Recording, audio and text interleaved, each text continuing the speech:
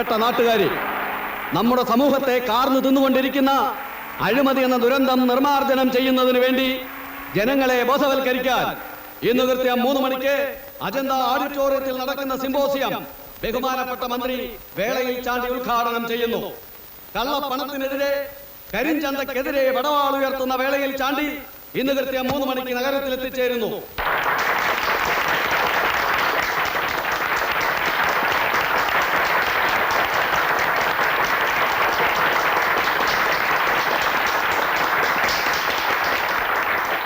ബഹുമാനപ്പെട്ട മന്ത്രി ശ്രീ വേളയിൽ ചാണ്ടി ഇപ്പോൾ നിങ്ങളോട് സംസാരിക്കുന്നതായിരിക്കും.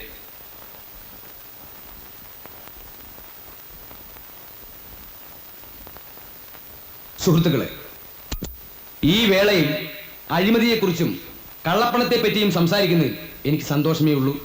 1947 ഓഗസ്റ്റ് 15-ാം തീയതി ഇംഗ്ലീഷുകാരനോട് കെട്ടിച്ചു. പക്ഷേ ഞാൻ സംതൃപ്തനല്ല. ഞാൻ വിഭാവനം ചെയ്ത ഇന്ത്യ ഇതല്ല. രാഷ്ട്രീയത്തിൽ പിച്ച വെച്ച് നടന്ന കാലം മുതൽ എൻ്റെ മനസ്സിൽ ഞാൻ താലോലിച്ചിരുന്ന ഒരു കൊച്ചു സ്വപ്നമുണ്ടായിരുന്നു.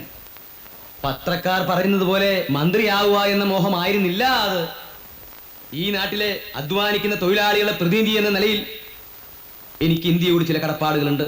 അത് പൂർത്തീകരിക്കാൻ, കള്ളപ്പണവും അഴിമതിയും ഈ നാട്ടിൽ നിന്നും തുടച്ചു മാറ്റാൻ എന്റെ വിശുദ്ധമായ കരങ്ങൾക്ക് ശക്തി തരൂ.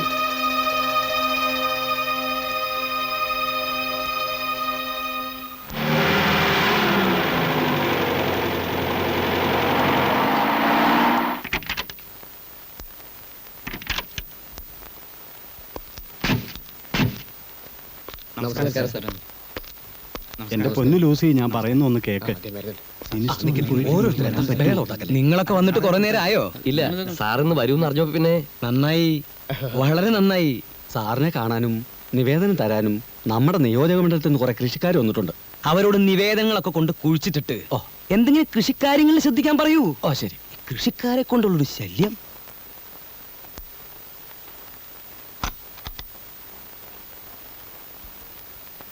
ഇരിക്കൂ. എങ്ങനെ പോണു കാര്യങ്ങളൊക്കെ? ഒരു ദിവസം കുഴപ്പമില്ലാതെ പോകുന്നുണ്ട്. ഇല്ലേ? പിന്നെ എന്തിനാ നാട്ടുകാർ ഈ മന്ത്രിസഭയെ കുറ്റപ്പെടുത്തുന്നത്? അതാ എനിക്ക് മനസ്സിലാവാത്തത്. വേളയിൽ ചാണ്ടി അഴിമതിക്കാരനാണ്, കള്ളപ്പണക്കാരനാണ് എന്നൊക്കെയല്ലേ ആരോപണം. അതൊക്കെ ഒന്ന് മാറ്റിയെടുക്കാനാ ഇന്ന് ഈ ചടങ്ങ് സംഘടിപ്പിച്ചത്. അതെന്തായാലും സാറിന്റെ ഇമേജ് വർദ്ധിപ്പിക്കും. ചെറ്റക്കുടിലിൽ ജനിച്ചവൻ ദന്തഗോപുരത്തിൽ എത്തിയത് എങ്ങനെയാന്നാ ചില പട്ടികളുടെ ചോദ്യം. സ്വന്തം പ്രയത്നം കൊണ്ട്. യേശുക്രിസ്തു ജനിച്ചത് കാലിത്തൊഴുത്തിലല്ലേ? ഇന്ന് ലോകം മുഴുവൻ അംഗീകരിക്കപ്പെടുന്ന ആളാ. എങ്ങനെ ഇവിടം വരെ എത്തി? സ്വന്തം പ്രയത്നം കൊണ്ട്. കർത്താവ് വന്നിട്ടുണ്ട്. കർത്താവോ? അതെ, നമ്മുടെ ഗോപിനാഥൻ കർത്താവേ, ആ ഹോട്ടൽ മുതലാളി. ഔ, എന്റെ ജീവൻ പോയി. അയാളോട് തൊട്ട് അപ്പുറത്തെ മുറി പോയി കുത്തിരിക്കാൻ പറ. ഓ, ഞങ്ങൾ എന്നാ താമസിപ്പിക്കുന്നില്ല. സ്പിരിറ്റിന്റെ ലൈസൻസ് ഇപ്രാവശ്യവും. നിങ്ങൾ ധൈര്യമായിട്ട് പൊക്കോ. എന്താ അത്? കൈക്കൂലിയല്ല, ഫണ്ടിലേക്ക്. ഇട്ടോളൂ, മേലേക്ക് മേലിട്ടോളൂ. ഇനി പൊക്കോളൂ.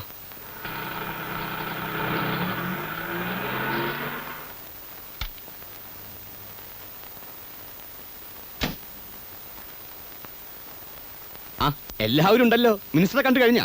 കഴിഞ്ഞു. കൃഷ്ണയുടെ എന്താ താമസിച്ചേ? ഞാൻ അല്പം തിരക്കിലായിരുന്നു. എന്താ രവി, മന്ത്രി എന്ത് പറഞ്ഞു? പ്രത്യേകിച്ചൊന്നും പറഞ്ഞില്ല. വന്നേ, ഒരു മിനിറ്റ്. രവി, ഇപ്രാവശ്യമെങ്കിലും വയനാട് റേഞ്ച് എനിക്ക് വിട്ടുതരണം. ലേലമല്ലേ, ആർക്ക് ശ്രമിച്ചു നോക്കാവുന്നല്ലേ ഉള്ളൂ.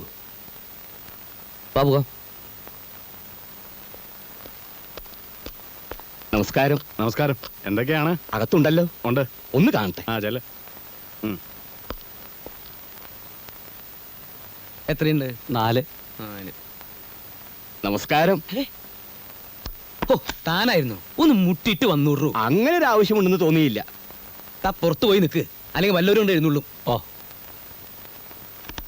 നാളെ തന്റെ മഞ്ഞപത്രത്തിൽ വരുവോടോ മന്ത്രി വേളയിൽ ചാണ്ടിയുടെ തലയിൽ നോട്ടുകൊണ്ട് അഭിഷേകം എന്നൊക്കെ. ഒന്ന് ചുമ്മാ ഇരു സാറേ. അങ്ങനെ വലുതും ഇന്നേ വരെ എന്റെ പത്രത്തിൽ വന്നിട്ടുണ്ടോ? അങ്ങനെ അങ്ങോട്ട് തീർത്ത് പറയാൻ പറ്റില്ല. താ എനിക്കെതിരായ ചില ഒളിയമ്പുകൾ വിട്ടതൊന്നും ഞാൻ അറിയാതിരുന്നിട്ടില്ല. അല്ല, ഇനി അഥവാ അങ്ങനെ വലുതും വന്നിട്ടുണ്ടെങ്കിൽ അതും അല്ല, അച്ചടിപ്പശകായിരിക്കും. അങ്ങനെയുള്ള അച്ചടി പെശക ഈ പെശകെന്ന് പറയുന്നത്. അത് വെച്ച് വലിയ കളി കളിക്കണ്ട.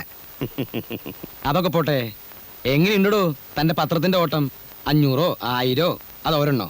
അയ്യോ, 1,00,000 കവിയും. തുടങ്ങിയിട്ട് ഇന്ന് വരെയുള്ള കണക്കല്ല ഞാൻ ചോദിച്ചത്. ഓ, സാറിന്റെ ഒരു തമാശ.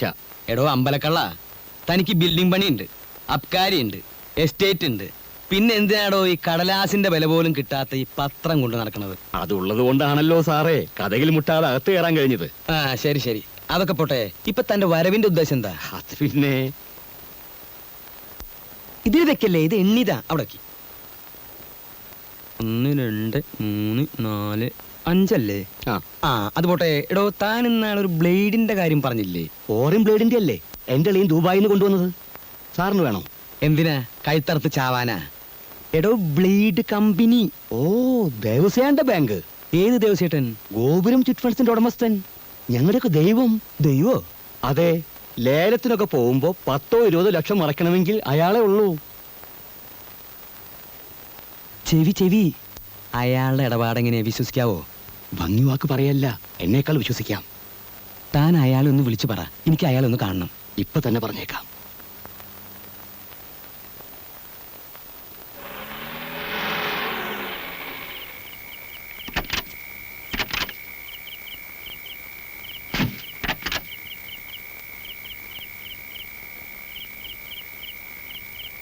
പേടിക്കാനൊന്നും ഇല്ലെന്നേ. ഇല്ലല്ലേ? ഇല്ല.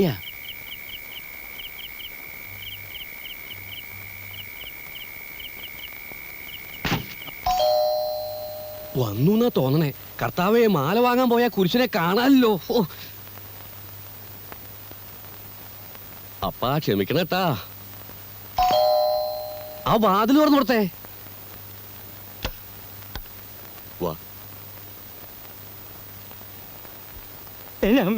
വളരെ പെട്ടെന്നായി പോയിട്ടാ. ഇത്തിരി മുമ്പ് അറിയിച്ചിരുന്നെങ്കിൽ താലിപ്പിലും കൂടി അറേഞ്ച് ചെയ്യായിരുന്നു. എന്നാ പിന്നെ ഒരു ചെണ്ടകൊട്ടി പരസ്യം കൂടി ആവായിരുന്നില്ലേ? ഒരു വെടിക്കെട്ടും 4 അമുട്ടും ആവായിരുന്നു. മിനിസ്റ്ററുടെ രഹസ്യ വരവല്ലേ ദിവസേട്ടാ, അതുകൊണ്ടല്ലേ വീട്ടിൽ വന്ന് കാണുന്നേ, അല്ലെങ്കിൽ ബാങ്കിൽ വരില്ലായിരുന്നോ? ഇങ്ങോട്ട് വന്നോളൂ, ഇങ്ങോട്ട് വന്നോളൂ, ഇങ്ങോട്ട് വന്നോളൂ. ഇരിക്കൂ, ഇരിക്കൂ. കൃഷ്ണന്റെ സ്വന്തം ആളാ. നിങ്ങളെ കുറിച്ച് വലിയ അഭിപ്രായം പറഞ്ഞപ്പോ നേരിട്ട് കണ്ടുകളയാന്ന് വിചാരിച്ചു. നമ്മുടെ മഹാഭാഗ്യം എന്നല്ലാണ്ട് എന്താ പറയാ. നിങ്ങളുടെ ഈ എന്താ അതിന്റെ പേര്? ഗോപുരം ചിറ്റ് ഫണ്ട്സ് എന്നാണ്. ആ, എന്നാ തുടങ്ങിയത്? 1115 ഉം, അപ്പന്റെ അപ്പനായിട്ടാണ് കമ്പനി തുടങ്ങി. അന്ന് തൃശ്ശൂർ പേര് ഒരു കുറീസ് ക്ലിപ്റ്റ് എന്നായിരുന്നു പേര്. ഉം. ആയിരിക്കണ അപ്പാപ്പന്, അതിന്റെ അടുത്തിരിക്കണ അപ്പന്, അപ്പനായിട്ടാണ് കമ്പനി വലുതാക്കി. നമ്മളത് ഏറ്റെടുത്തപ്പോ കമ്പനിയുടെ പേര് മാറ്റി ഗോപുരം ചിറ്റ് ഫണ്ട്സ് എന്നാക്കി. അതേതായാലും നന്നായി. ഗോപുരം എന്ന് പറയുമ്പോ ഉയർച്ചയാണല്ലോ. പേര് മാറ്റി വെച്ചിട്ട് പാരമ്പര്യത്തിന് കുറവില്ലാട്ടാ. മറ്റുള്ള ബ്ലേഡ് കമ്പനികളൊക്കെ ഡുംന്ന് പൊട്ടിപ്പോ. എങ്ങനെ പൊട്ടിപ്പോ? ഡുംന്ന് പൊട്ടിപ്പോ. എവിടെ വീട്? വീട് തൃശ്ശൂരിന്. ആ. ഡുംന്ന് പൊട്ടിപ്പോ ഈ ഗോപുരം ചിറ്റ് ഫണ്ട്സ് ആണ് പിടിച്ചു നിന്നേ. 24 അവേഴ്സിനുള്ള പൈസ മുഴുവൻ മടക്കി കൊടുക്കും ഡെപ്പോസിറ്റേഴ്സ്. ഞാനൊരു പരസ്യം കൊടുത്തു. ഒറ്റെണ്ണം വന്നില്ല. എന്തുകൊണ്ടെന്ന് കാരണം എനിക്കറിയില്ല. സ്വിസ് ബാങ്കിനൊക്കെ വിശ്വാസം നമ്മുടെ കമ്പനി. സാറിനത് ബോധ്യാവും. എനിക്ക് ബോധ്യപ്പെട്ട തനിക്ക് നല്ലത്. അപ്പോ കാശിനി 3-4 മാസം കഴിഞ്ഞല്ലേ ആവശ്യം വരുള്ളൂ. അതെന്താ 3-4 മാസം കഴിഞ്ഞ് എന്റെ മക്കളുടെ കല്യാണം ഉണ്ടാ? അതല്ല, തെരഞ്ഞെടുപ്പ്. തെരഞ്ഞെടുപ്പിനുള്ള പണമൊക്കെ ഞാൻ നാട്ടിൽ നിന്ന് പിരിച്ചോളാം. എന്നും ഈ രാഷ്ട്രീയം കൊണ്ടുകൊടുക്കാൻ പറ്റുമോ? ഇതൊക്കെ പിൽക്കാലത്തേക്കുള്ളൊരു സുരക്ഷിതത്വം. അത് വേണം. ആ, പിന്നൊരു കാര്യം, എനിക്ക് തന്റെ ബാങ്കിൽ നിക്ഷേപം ഉണ്ടെന്നുള്ളത് ഞാനും താനും ഈ കൃഷ്ണനും മാത്രമേ അറിയാൻ പാടുള്ളൂ. 4ാമത് ഒരാൾ അറിഞ്ഞാൽ അയ്യോ, അത് പിന്നെ നമുക്ക് അറിഞ്ഞൂടെ. പിന്നെ ഇത് മാത്രം ആക്കണ്ടാട്ടാ. ഇനി നമ്പർ 2 ഉണ്ടെങ്കിൽ അത് സ്വന്തമാവണമെന്നില്ല. ബന്ധുക്കളോ സുഹൃത്തുക്കളോ ആരായാലും നമ്മുടെ അടുത്തേക്ക് അയക്കണട്ടാ.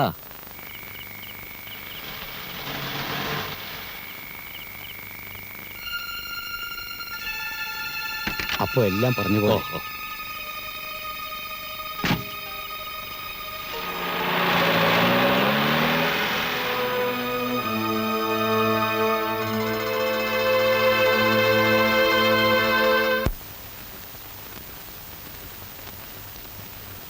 ഇതാരവിടെ കൊണ്ടുവന്നേ? ആരാന്നറിയില്ല സാർ. ഞാൻ എത്തുന്നതിന് മുമ്പ് ഇവിടെ ആരോ കൊണ്ടുവന്ന് ഏൽപ്പിച്ചിട്ട് പോയതാ. ഒന്നും മനസ്സിലാവുന്നില്ല. ഒരു ടവറും കുറെ രൂപയും. സാറേ, ഇതിത്ര ആലോചിക്കാനൊന്നുമില്ല. 10-ാം തീയതി രാവിലെ സിറ്റിയിൽ ഏതെങ്കിലും ഒരു ടവർ ബോംബ് വെച്ച് തകർക്കുന്നു തന്നെ. അപ്പൊ നോട്ടിന്റെ ചിത്രോ? പിന്നെ പൈസ ചെലവാക്കാണ്ട് ബോംബ് കിട്ടോ? എത്ര പൈസയാലും സംഭവം നടത്തുന്നു തന്നെയാ. ഇതിപ്പോ ഏത് പോലീസുകാരനും മനസ്സിലാകുന്ന ഭാഷ അല്ലേ? എടോ, ഈ ടവറിന്റെ പടം ഉണ്ടെന്ന് കരുതി അത് ടവർ തന്നെ ആണെന്നുണ്ടോ? അക്കാര്യത്തിൽ ചതിവുണ്ടാവില്ല. ഈ കള്ളന്മാര് പൊതുവെ സത്യസന്ധരായിരിക്കും. ഇയാൾ എവിടുന്ന് വന്നത്? നിങ്ങൾ എന്ത് മണ്ടത്തരമാണ് ഈ പറയുന്നത്? ഈ ടവറിന്റെ പടം കണ്ട ഉടനെ ഗോപുരം ചിട്ടിയ ഫണ്ട്സ് ആണ് കള്ളൻ ഉദ്ദേശിച്ചിരിക്കുന്നതെന്ന് നിങ്ങൾക്ക് എങ്ങനെ പറയാൻ തോന്നി? സർ, ടവറുമായി നേരിട്ട് ബന്ധമുള്ള ഒരു കാര്യമാണെങ്കിൽ ഇങ്ങനൊരു സൂചന വരില്ലല്ലോ. എന്തുകൊണ്ട് തന്നുകൂടാ? ലൂസി പറയാറുള്ളത് പോലെ കോമൺ സെൻസ് ഇല്ലാത്തവരാണ് ഇവിടെ പലരും. ആ, ഒരു കാര്യം ചെയ്യും, സിറ്റിയിലുള്ള എല്ലാ ടവറുകൾക്കും ശക്തമായ പോലീസ് കാവൽ ഏർപ്പെടുത്തണം. സർ, പറയുന്നത് അനുസരിക്കാൻ പഠിക്കണം ആദ്യം. പിന്നെ നിങ്ങൾക്ക് നിർബന്ധമാണെങ്കിൽ 2 പോലീസുകാരെ ആ ചിറ്റ് ഫണ്ട്സിന് മുന്നിൽ നിർത്തിയേരെ. അതല്ല സർ. Don't confuse me.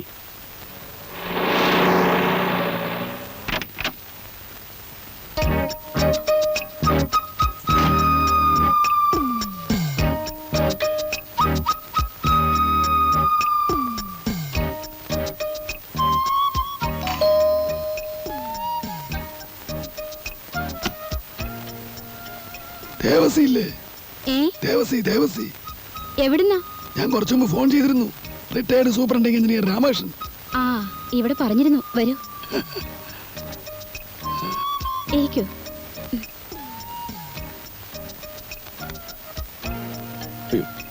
നമസ്കാരം. നമസ്കാരം. ആ, നമസ്കാരം, നമസ്കാരം. ഇരുന്നോളൂ.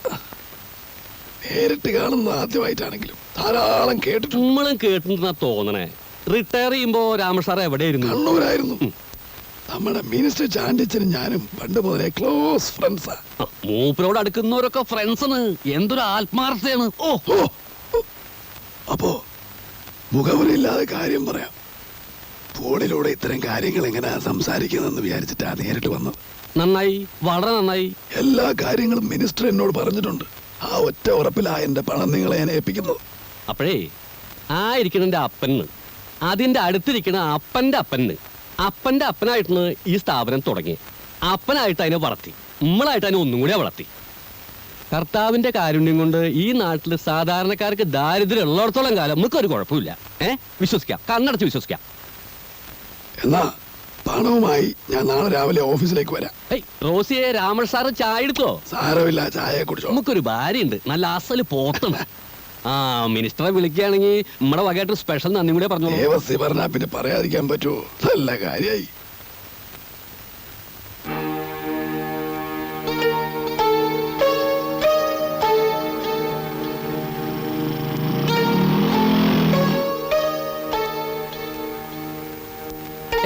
ഈ പോലീസുകാർക്ക് വേറെ പണിയില്ല.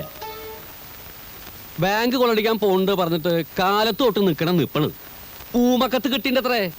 നമ്മളിത് എത്ര കണ്ടതാണ്. വിമാനത്തിലും തീവണ്ടിയിലൊക്കെ ബോംബ് ഉണ്ട് എന്ന് പറഞ്ഞിട്ട് മനുഷ്യന്മാരെ പേടിപ്പിക്കാറുണ്ടല്ലോ. എന്നിട്ട് ഓലപ്പട കൂടി പൊട്ടുന്നില്ല. എന്റെ സംശയം അതല്ല ദേവസ്വം. എന്തുകൊണ്ട്? ആ ഇൻസ്പെക്ടർക്ക് 2 എല്ല് കൂടുതലാ. ഇവിടെ പലരും വരുന്ന സ്ഥലമല്ലേ, അവരാരൊക്കെയാണെന്ന് അറിയാനുള്ള വേലയായിരിക്കും. അതായുള്ള മനസ്സിലിരിക്കുള്ളൂ. എന്നാലും അത്താഴം മുടക്കാൻ നീർക്കോലി പോരെ. അത്താഴം മുടക്കാൻ അങ്ങോട്ട് വരട്ടെ. എടോ, ഈ കേരളം എന്ന് പറഞ്ഞത് ഈ സിറ്റിയിൽ മാത്രം ഒതുങ്ങണതല്ല. ഇവിടെ ഉള്ളവരുടെയൊക്കെ ഹെഡ് ഓഫീസ് തെക്കാണ്. അവിടെ ഉണ്ട് ദേവസ്വക്കുട്ടിക്ക് ഇഷ്ടം പോലെ സേവകന്മാര്. ആനയെ പേടിച്ചിട്ടില്ല, പിന്നെയാണ് ആനപ്പിണ്ടം. അതൊക്കെ ചേട്ടന്റെ കാര്യം. പിന്നെ ഇന്ന് രാത്രി ഞാൻ കണ്ണൂർക്ക് പോകും. നാളെ അവിടെ ലേലമാ. പണത്തിന് എന്തെങ്കിലും ആവശ്യം വന്നാ ബാക്കി പറയണ്ട. എടോ, തന്നെ ഇതുവരെ നമ്മൾ ബുദ്ധിമുട്ടിച്ചിണ്ടാ? അതില്ല, എങ്കിലും കരുതിയിലും കൂടുതൽ വരാൻ സാധ്യതയുണ്ട്. ആ അമ്പലക്കാടൻ എന്നെ അബ്കാരി രംഗത്ത് തന്നെ തട്ടാൻ നോക്കിയിരിക്കുക. അതൊന്നും ഇല്ലാന്നേ. അമ്പലക്കാരന്റെ വഴി, രവിക്ക് രവിയുടെ വഴി, അത്രേ ഉള്ളൂ. ഉദാഹരണമോ അത് വലിയ ശല്യായില്ലോ. നേരെ വിളിച്ചപ്പോ ഹലോ, ഞാൻ അവിടെ എന്തെങ്കിലും കുഴപ്പമുണ്ടോ? ചുറ്റും പോലീസൊക്കെ നിൽക്കുന്നുണ്ടല്ലോ. ഈ പോലീസുകാർക്ക് വട്ടണ്. സാർ അതൊന്നും നോക്കണ്ട, അങ്ങോട്ട് പോന്നോളോ. അല്ല, പ്രശ്നം എന്തെങ്കിലും ഉണ്ടെങ്കിൽ പിന്നീട് എപ്പോഴെങ്കിലും ആവാം. ഒരു പ്രശ്നമില്ലെന്നേ. ഓരോ കാര്യത്തിനും ഓരോ സമയമുണ്ട്. അത് അപ്പനായിട്ട് പഠിപ്പിച്ചിട്ടുള്ളതാണ്. ഇപ്പൊ ചെയ്യേണ്ടത് ഇപ്പോ, പിന്നെ ചെയ്യേണ്ടത് പിന്നെ. ആ, ശരിയാ, വളരെ ശരിയാ. ഞാനിപ്പോ എത്താം.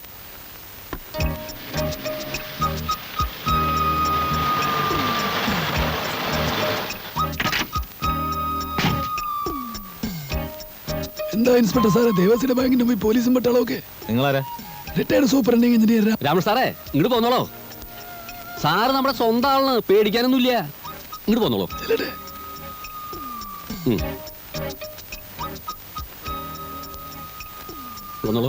വന്നോളന്നേ. ഇവറ്റകളെ കൊണ്ട് തോറ്റൂന്നേ. കാലത്ത് തൊട്ട് വന്ന് നിൽക്കണം നിപ്പാണ്. ഈ പോലീസിന് ഇത്ര ബുദ്ധിയില്ലേ? ബുദ്ധിയില്ലാത്തതുകൊണ്ടല്ല, ചിലപ്പോ അവരുടെ കണക്കൂട്ടില് തെറ്റും. അതാണ്. വന്നോളൂ. എല്ലാം നമ്പർ 20 ആണല്ലോ. അതെ. ഇവിടത്തെ ഒരു പതിവിന്റെ എല്ലാ മാസവും 1-ാം തീയതിയാണ്. അറിയാം, ഒക്കെ മിനിസ്റ്റർ പറഞ്ഞിട്ടുണ്ട്. ആ പെട്ടി തിരിച്ചു വേണം. അതിനെന്താണ്, ഈ ക്യാഷിന്റെ കാര്യമൊക്കെ നമ്മൾ തന്നെ കൈകാര്യം ചെയ്യുക. അപ്പനുള്ള കാലത്ത് തന്നെ അങ്ങനെയാണ്. സ്റ്റാഫിനും കൂടി ഡീറ്റെയിൽസ് കൊടുക്കില്ല. അതുകൊണ്ടാണ് ഇത്ര സേഫേ. ഇരിക്കോട്ടോ.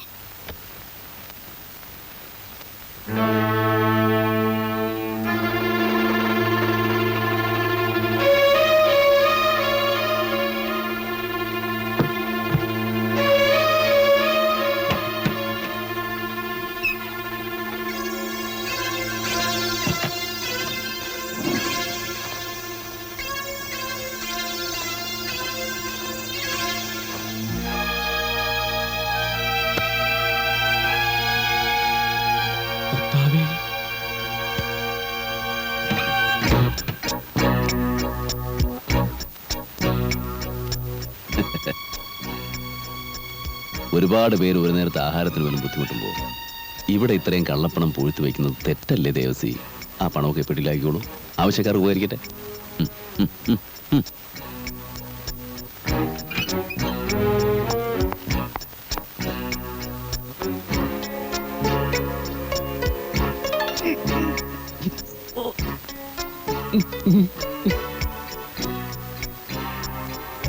പുറത്ത് പോലീസ് ഉണ്ടെന്ന് വിചാരിച്ച് ബഹളം വയ്ക്കാൻ നിന്ന നഷ്ടം എനിക്കല്ല, തനിക്കാ. ഇതിനകത്തുള്ളത് ഈ നാട്ടിലെ പല പ്രമുഖരുടെയും കള്ളപ്പണമാണ്.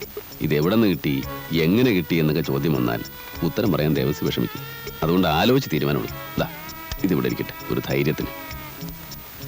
കുട്ടികളില്ലേ വീട്ടില്, കളിക്കാൻ കൊടുക്കാം. കളിത്തോക്ക പോട്ടെ. സാറേ, പോലീസുകാരുടെ ഓരോ കഷ്ടപ്പാടേ.